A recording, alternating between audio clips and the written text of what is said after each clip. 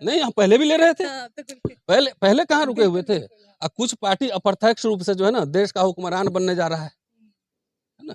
देश का हुक्मरान बनने जा रहा है। कुछ अभी नया पैदा हुआ है, वो भी देश चला लेगा। देश सत्ता मिल जाएगी, व्यवस्था कैसे चलाएगा इसका भी था नहीं है, पता नहीं है कि उनका ऑडिटर जनरल कौन होगा और उसका सॉलिसिटर जनरल कौन होगा, ये पता नहीं है अभी। लेकिन एकदम हुक्मरान बनना है भाई। जो मिडिल क्लास, जिसका मिडिल क्लास नहीं होता है, जिसकी बुर्जुआजी नहीं होती है, जिसका थिंक टैंक नहीं हो सकता है, वो कभी रूलिंग एलीट नहीं बन सकता है। ये बेसिक बात नहीं समझ में आ रही।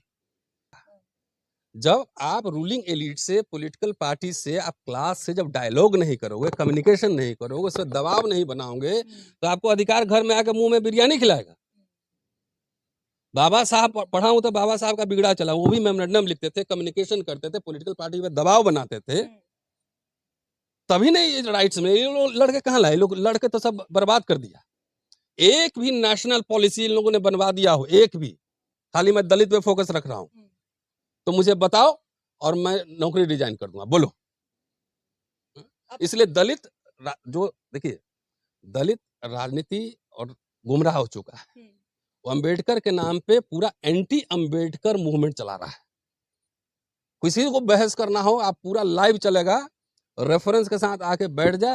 5 इश्यूज पे अंबेडकर का क्या टेक है, तैयारी करके आए, हम खुली चुनौती देते हैं।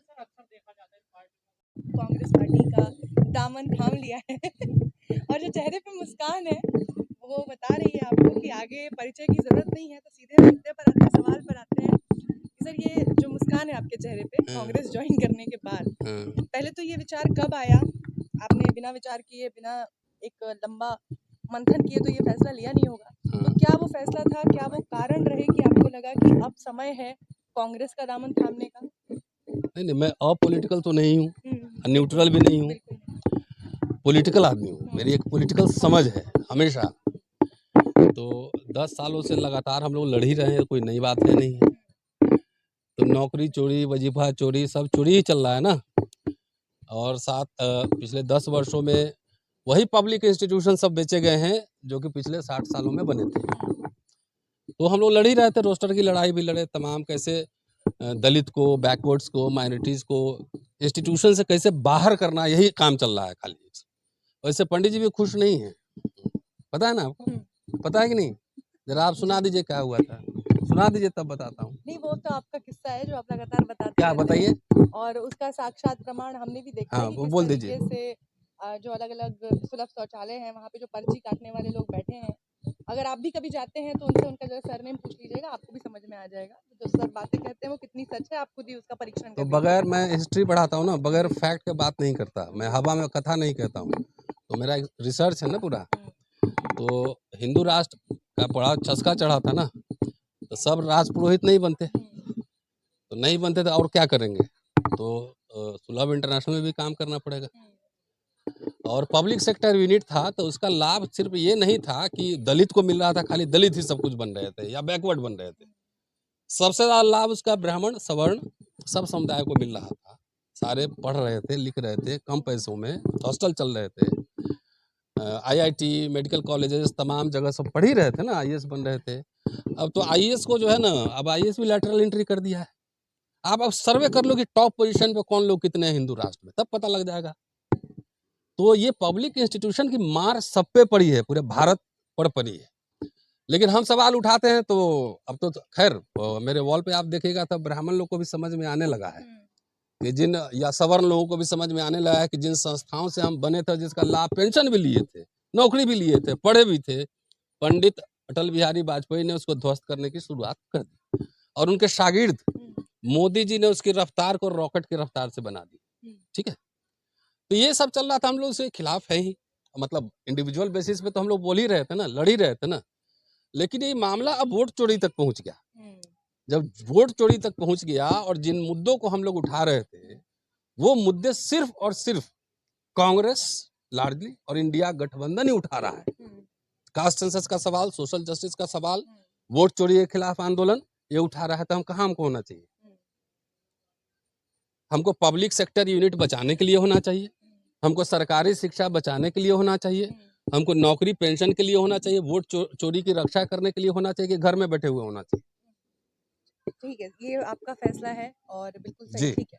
लेकिन संगठन में ताकत होती है ना, हाँ, तो मुझे लगा कि चूंकि इस समय कांग्रेस, देखिए जी, एक बात याद रखिएगा, आप तो ये जानते हैं कि हम लीडर से मिलते हैं, जी, पहले भी बड़े बड़े लीडर से मिलते हैं, बिल्कुल। लेकिन अपने लिए कभी मिलने नहीं गए। हुँ, हम दलित राइट्स क्या होंगे, जैसे लोकसभा चुनाव के पहले मैं राहुल जी से मिला था, उनको दलित इमांसिपेशन मैनिफेस्टो दिया था कि हमारे 1000 बच्चों को फेलोशिप चाहिए, हुँ, फ्रीशिप चाहिए, हुँ, स्कॉलरशिप चाहिए। आप उठा के मैनिफेस्टो पढ़ लीजिए, सारा उन्होंने डाल दिया था। हुँ, अब यहाँ कोई मांग ही नहीं रखेगा, डिमांड ही नहीं रखेगा। मान लिया मैंने 100 डिमांड रखा, हुँ, तो रखा तो 50 पे बार्गेन होगी। हुँ, अभी हमारे दलित नेता लोग के पास कोई डिमांड नहीं है, समाज से भी डिमांड नहीं उठ रही है। तो मैं उनके राइट्स को प्रोटेक्ट करने के लिए हमको जहाँ जाना था वहाँ गए हैं, हुँ। अपने व्यक्तिगत मुक्ति के लिए हम नहीं गए। हुँ। लेकिन सोशल मीडिया के ज़रिए एक तबका वो भी है जो लगातार नाराज़गी भी जता रहा है कि बाबा साहेब को कांग्रेस ने कभी न्यायोचित सम्मान नहीं दिया, ना भारत रत्न दिया, ना उनके लिए जो सम्मान होना चाहिए था, वो कभी नहीं मिला उन्हें। ऐसे में फिर कांग्रेस का दामन थामने पे बड़ी नाराज़गी भी है एक तबके में। न, ये सवाल जो उठा रहे हैं, हुँ, तो उससे सवाल को मैं पलट देता हूँ, उसके बाद जवाब दूंगा। हुँ, तो उनसे पूछिए कि सावरकर ने दिया है, हुँ, मोहन भागवत ने दिया है, हुँ, गोलवलकर ने इज्जत दिया था, नेहरू अंबेडकर दोनों के पुतले किसने फूके थे? हुँ, वो नहीं पढ़ते हैं। ये सब जितना लोग ये सवाल उठा रहा है ना, आरएसएस के फैक्ट्री में ये सवाल बनते हैं हुँ, और इनको पकड़ाए जाते हैं। हुँ, सवाल आप सिर्फ कांग्रेस से पूछ रहे हैं, आप बीजेपी आरएसएस से क्यों नहीं सवाल पूछ रहे हैं? सत्ता में तो 15 वर्ष से वही है ना, 10 वर्ष, 11 वर्ष, 12 वर्ष हो गया, 3 जी, साल और रहेंगे। तो उनसे कभी इन लोगों को सवाल पूछते आपने देखा है? उनसे पूछिए। अंबेडकर इंटरनेशनल सेंटर बन गया ना इधर, हुँ, जी, लेमरेडियन के बगल में, जनपद पे, उसका फीस कितना है? उसमें दलित लोगों का कितना प्रोग्राम होता है? हुँ, खुश रहो तुम खाली मूर्ति में, खुश रहो खाली तुम बिल्डिंग में। मैं तो ये कह रहा हूँ कि भाई, बाबा साहब को जो भारत रत्न दिए थे ना, तुम वापस ले जाओ, हुँ, हमें नहीं चाहिए। जब जब सचिन तेंदुलकर और अटल बिहारी वाजपेयी उस लाइन में खड़े हो गए, तो अब इंटरेस्ट भारत रत्न में ही है। अब भारत रत्न पे चर्चा भी कहीं होती है क्या?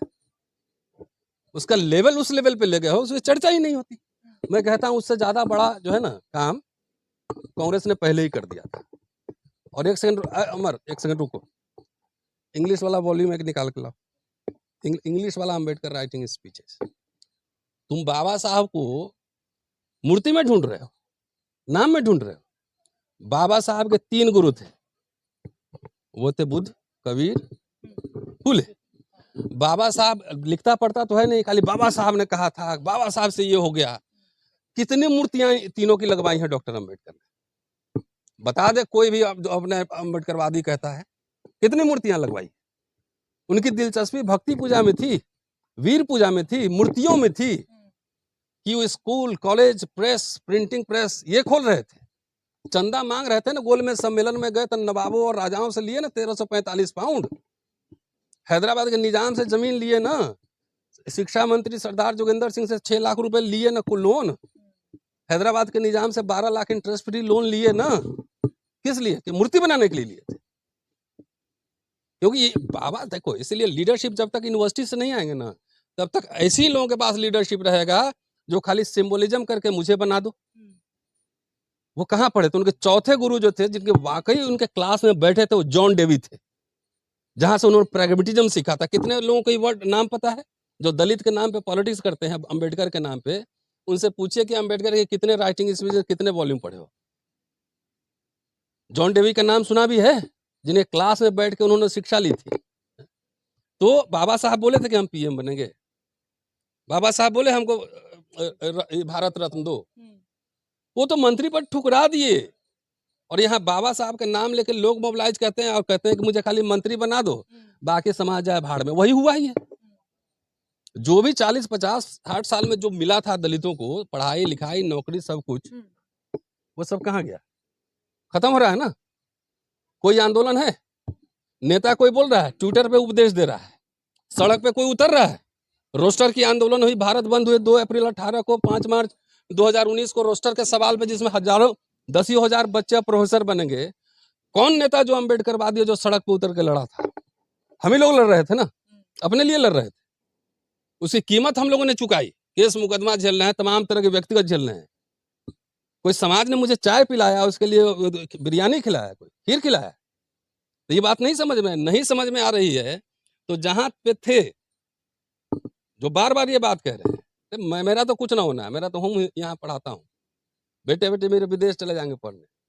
सरकारी नौकरी खत्म, शिक्षा खत्म, सब खत्म। तो जहाँ प्रकृति से आए थे, पेड़ के नीचे खटिया लगा के सोते थे। और अभी सरकारी नौकरी कर के देखिए साहब का पेट निकल गया, बीपी शुगर भी बढ़ गया होगा। तो आरएसएस बीजेपी ने तबीयत से इंतजाम कर दिया है, इसको वहीं भेज दो, खेत में काम करेगा तो थोड़ा पसीना निकलेगा तो बीपी शुगर ठीक हो जाएगा। नंबर 1। नंबर 2, इस दलित मिडिल क्लास के फॉर्मेशन से एक बात नोट कीजिएगा। आप आइए मेरे बारे में, आप घर में जाके जो सोचे, यहाँ आके हमको नमस्ते करते कि नहीं करते? जी। करते हैं ना। गांव में भी जब थानेदार जाता है, चाहे डीओ डीएम जाता है, तो पंडित भूमिहार कोई समझ का आदमी नमस्ते करता है ना। जब नौकरी नहीं रहेगा तो नमस्ते करेगा। तो दलितों को नमस्ते करने वाला क्लास भी 10 साल में खत्म होने वाला है, समझ गए? तो ये बात अगर नहीं आंख से खुल रही है, क्या कांग्रेस ज्वाइन करने के बाद मेरे तेवर में कमी है कोई? हम व्यक्तिगत मुक्ति के लिए गए हैं कि हमको मंत्री बनना है। तो फिर सर जरूरत क्या थी? एक तेवर मिनट, तो आपके अभी भी सख्त है, पहले भी थे। हाँ नहीं, अभी भी और भी रहेंगे, इससे ज्यादा एग्रेसिव होऊंगा। जब आप रूलिंग एलिट से, पॉलिटिकल पार्टी से, आप क्लास से जब डायलॉग नहीं करोगे, कम्युनिकेशन नहीं करोगे, उससे दबाव नहीं बनाओगे, तो आपको अधिकार घर में आकर मुंह में बिरयानी खिलाएगा। बाबा साहब पढ़ा हूं तो बाबा साहब का बिगड़ा चला, वो भी मेमोरेंडम लिखते थे, कम्युनिकेशन करते थे, पॉलिटिकल पार्टी पे दबाव बनाते थे, तभी नहीं ये राइट्स में। ये लोग लड़के कहाँ लाए? लोग लड़के तो सब बर्बाद कर दिया। एक भी नेशनल पॉलिसी इन लोगों ने बनवा दिया हो, एक भी? खाली मैं दलित पे फोकस रख रहा हूं, तो मुझे बताओ और मैं नौकरी रिजाइन कर दूंगा। बोलो, एक नेशनल पॉलिसी। हम लोग तो दावे के साथ कह सकते हैं कि सरकार को झुकाए थे रोस्टर के सवाल पर। यूनिवर्सिटी से ही निकला आंदोलन था ना, किसी से चंदा भी नहीं लिए थे, किसी का खाना भी नहीं खाए थे, अपने जेब से लाखों रुपए खर्च हुए थे। जो भी कवर कर रहे होंगे याद होगा, जिस समय शरद यादव आ रहे थे, जिग्नेश मेवानी आ रहे थे, तमाम लोग, हम लोग यूनिवर्सिटी से लेकर और कहाँ संसद मार्ग तक जो है घूमते थे सारे। कभी पटना जा रहे हैं अपना टिकट कटा के फ्लाइट से, कभी लखनऊ जा रहे हैं। इस समाज हमको दिया था क्या? लेकिन हमें लड़ना है। मुझे पता है कि इस समाज, अगर हम नहीं बोले, हम नहीं समझाएं, तो इस समाज का क्या हालत होने वाला है। वो नमस्ते करने वाला क्लास भी जाएगा, और बीपी शुगर तो ठीक होना है तो होना ही।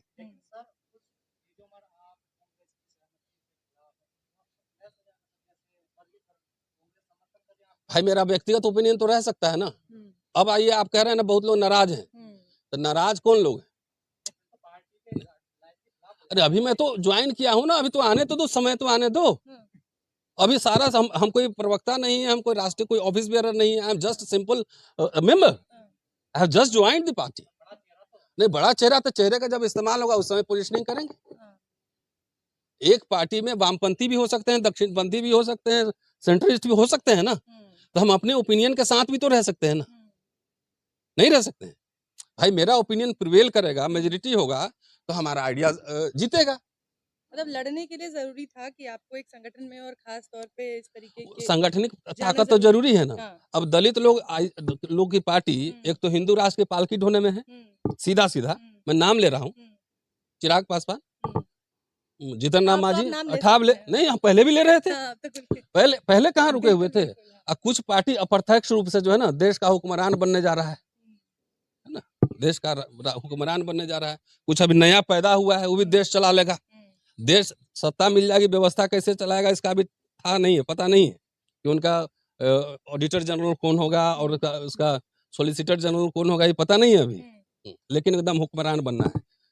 भाई जो मिडिल क्लास, जिसका मिडिल क्लास नहीं होता है, जिसकी बुर्जुआजी नहीं होती है, जिसका थिंक टैंक नहीं हो सकता है, वो कभी रूलिंग एलिट नहीं बन सकता है। ये बेसिक बात नहीं समझ में आ रही। इसीलिए बाबा साहब जो बार बार फोकस है, कोई पढ़ता उड़ता तो है नहीं। 1919 साउथ बोरो कमेटी मेमोरेंडम, साइमन कमीशन, और आजा 1942 में ग्रीवेंसेस ऑफ शेड्यूल कास्ट। उसमें पूरा डेटा दे रहे हैं कि 1056 आईपीएस आईसीएस में से, आईसीएस मतलब आज का आईएएस ऑफिसर, एक शेड्यूल कास्ट है। और सीपीडब्ल्यूडी में जितने ठेकेदार हैं उसमें से एक शेड्यूल कास्ट है। तो बार बार कहना कि शिक्षा और रोजगार हमारे समाज के लिए जीवन और मरण का प्रश्न है, ये नहीं पढ़ा है? शेड्यूल कास्ट मैनिफेस्टो में लिख रहे हैं कि आरएसएस और हिंदू महासभा से हमारा कोई समझौता नहीं होगा, ये नहीं पढ़ा है? शिक्षा रोजगार उनके लिए सबसे इम्पोर्टेंट था। ये बाबा साहब मंत्री परिषद ठुकरा दिए ना, मंत्री बने रहना चाहता, किन इशू पे ठुकराए थे? 4 इशूज था, जिसमें से एक ओबीसी रिजर्वेशन का कमीशन का भी मसला था। तो ये सब नहीं है, कुछ नहीं है, शिक्षा रोजगार नहीं। हम जब राजा बन जाएंगे, ऐसे नहीं होता है, दुनिया के इतिहास में कहीं नहीं हुआ है। It is a continuous process, continuous change. Demand Baba Saheb ही कह रहे हैं ना कि हमने 3 तरह के डिमांड मांगे थे। एक राजनीतिक अधिकार विधान मंडलों में, एक सरकारी नौकरियों में आरक्षण, और तीसरा पृथक निर्वाचन क्षेत्र। एक नहीं मिला, चलो इसमें दुख होने की कोई बात नहीं है, 2 तो मिल गए ना। तो अधिकार जो मिले हैं उसको ले लेना है, और फिर उसको दबाव बनाए रखना है कि और राइट चाहिए। कि उनका स्टेटमेंट है कि पहनूंगी तो जड़ी वाली साड़ी ही, नहीं तो नंगे रहूंगी, ऐसी मानसिकता नहीं रखना चाहिए। तो ये क्या कह रहा है? जो मिला था वो भी कपड़े उतार रहा है कि शिक्षा नहीं चाहिए, रोजगार नहीं चाहिए, पेंशन नहीं चाहिए, खाली जड़ी वाली साड़ी, जब हम राजा बनेंगे तब हम बात करेंगे। ऐसे होता है पॉलिटिक्स। इसलिए दलित जो देखिए, दलित राजनीति और गुमराह हो चुका है। वो अंबेडकर के नाम पे पूरा एंटी अंबेडकर मूवमेंट चला रहा है। किसी को बहस करना हो, आप पूरा लाइव चलेगा, रेफरेंस के साथ आके बैठ जा, 5 इश्यूज पे अंबेडकर का क्या टेक है, तैयारी करके आए, हम खुली चुनौती देते हैं। बहुजन समाज की हर खबर पाने के लिए चैनल को सब्सक्राइब करें, लाइक करें, शेयर करें। नेशनल चौपाल को बचाने के लिए ज्वाइन बटन क्लिक करके चैनल की सदस्यता लें और चैनल को आर्थिक मदद करें।